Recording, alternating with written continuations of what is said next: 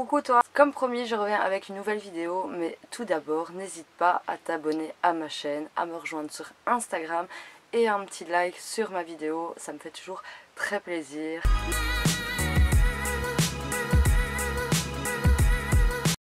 Je commence en force avec un unboxing, ça faisait un petit moment que j'en avais fait un, mais c'est quelque chose que j'ai acheté depuis un petit temps. Et je vais juste te montrer la boîte, tu vas te demander qu'est-ce que ça peut bien être et je te laisse deviner, dis-moi en commentaire qu'est-ce qui peut se cacher dans cette énorme boîte. Donc elle est juste énorme, donc dis-moi en commentaire qu'est-ce qui pourrait se cacher dans cette énorme boîte. Comme vous le savez, je suis relativement fan de Louis Vuitton. Avant, je n'étais vraiment pas du tout fan de Louis Vuitton. Et ces derniers temps, je trouve qu'ils sortent des modèles qui sont plutôt pas mal. Et ça me fait craquer littéralement quand même. Donc, d'après toi, qu'est-ce qu'il peut y avoir dans cette énorme boîte qui est juste trop énorme?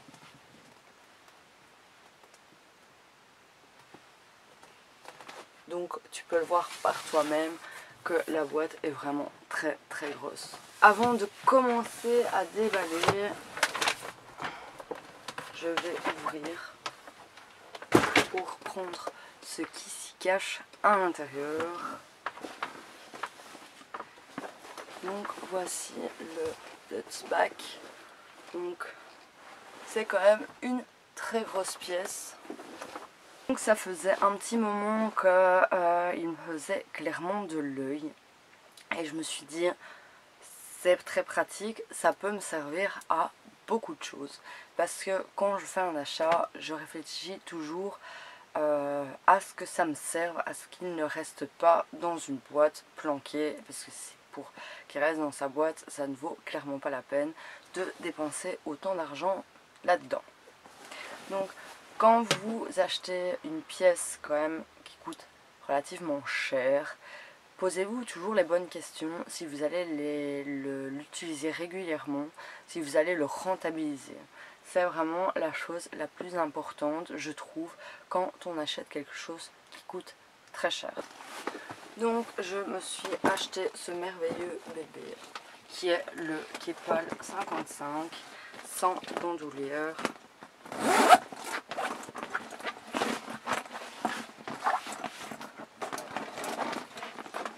Donc c'est le Keppel 55 sans bandoulière. Donc il y a le petit porte-adresse qu'on a d'office avec le Keppel. Et alors il y a le petit,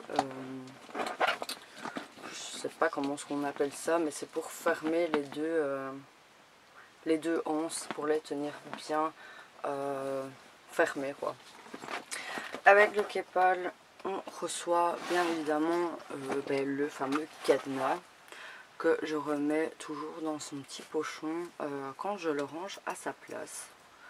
Donc on voit il est très bling bling vu que le sac est relativement neuf. Il n'y a pas si longtemps que je l'ai acheté. Je l'ai utilisé quelques fois, mais c'est le sac qui est très pratique pour partir en voyage. Il passe largement en bagage cabine. Il me sert à aller au boulot pour mettre toutes mes affaires dedans parce qu'il est quand même relativement grand. J'avais hésité entre le 45 et le 55, mais le 45 était beaucoup trop petit. Niveau praticité, si je voulais partir un week-end ou même 3-4 jours, il était beaucoup trop petit pour que je puisse mettre toutes mes affaires dedans. Donc j'ai littéralement craqué pour le 55 en monogramme. Sans bandoulière parce que je n'aime pas trop ceux avec bandoulière, même les Speedy. Si ça me viendrait à en acheter un, je prendrais sans bandoulière parce que je suis pas trop fan du modèle avec bandoulière. Donc il est vraiment mais juste magnifique, il est très grand, franchement on sait y ranger beaucoup de choses. Il est vraiment juste sublime, enfin moi je l'adore. Ça faisait un moment que j'hésitais à l'acheter, mais voilà, je me suis posé les questions, est-ce qu'il va me servir régulièrement, est-ce qu'il va pas rester dans sa boîte?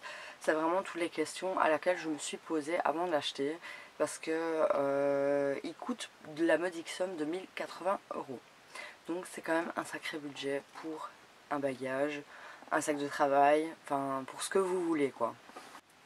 Il y en a qui disent Keepall, Keepal, enfin comme vous voulez, mais moi je l'appelle le Keepal. Je trouve qu'ils sont beaucoup plus jolis quand ils sont légèrement patinés. Là on voit qu'il est vraiment neuf, il n'a pas de patine du tout, il a sa couleur d'origine. Mais je trouve qu'il est vraiment très très joli quand il est légèrement patiné. Ils sont vraiment bons, le cuir, c'est là qu'on voit, c'est vraiment du cuir, c'est du cuir de veau, il me semble. C'est du cuir de bœuf ou du cuir de veau, ça c'est sûr et certain. À savoir que chez Louis Vuitton, par exemple, si vous achetez un Keepall ou que ce soit un Speedy ou n'importe quel sac, quand les pièces sont trouvées au niveau du cuir, qu'elles commencent à casser, vous pouvez les faire remplacer. Les poignées, il me semble que c'est toujours par deux. Ça coûte quand même excessivement cher de les faire remplacer, mais j'ai déjà vu pas mal de personnes remplacer les bandoulières parce que la toile était encore impeccable. Et avec le temps, l'usure, le cuir a un peu craqué ou lâché.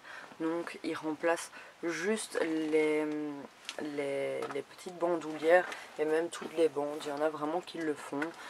Il me semble qu'on peut racheter les porte-adresses séparément et on peut acheter les cadenas aussi séparément. En fait, je pense qu'on peut vraiment tout refaire. La tirette aussi, il me semble que c'est 70 € pour un remplacement de tirette chez Louis Vuitton. C'est des sommes qui sont quand même relativement excessives. Mais si vous achetez un vintage que voilà, vous voulez remplacer la tirette ou les petites poignées, vous pouvez le faire largement. Maintenant ça dépend un petit peu le budget que vous l'achetez, mais je vous en parlerai un petit peu plus dans une autre vidéo, tout ce qui est Louis Vuitton vintage. Donc voilà pour ce merveilleux sac, il est vraiment sublime. Bon là il est vide donc il n'a pas vraiment de forme, mais il est vraiment très très beau. Moi je l'adore. J'ai une petite question pour toi. Est-ce que ça t'intéresserait que je fasse une vidéo sur mes extensions de cils? Je les avais fait avant de partir à Barcelone, donc je les ai refait régulièrement. Est-ce que ça t'intéresse que j'en parle sur mes extensions de cils? Est-ce que j'en pense et mon expérience? Et est-ce que ça te plairait que je fasse une vidéo? J'achète l'article le moins cher d'une maison de luxe, donc ça peut être Gucci, Yves Saint Laurent, Louis Vuitton, enfin toutes ces marques là. Dis-moi si ça t'intéresse. J'avais vu cette vidéo et je la trouvais super sympa, j'adore ce style de vidéo et je me suis dit pourquoi pas. Donc dis-moi si ça t'intéresse que je fasse une vidéo j'achète le moins cher de chez la marque. Ça on verra par la suite, mais dis-moi si ça t'intéresse. J'ai un haul à te faire. Je te souhaite une bonne soirée, je te dis à la semaine prochaine et je te fais plein de bisous.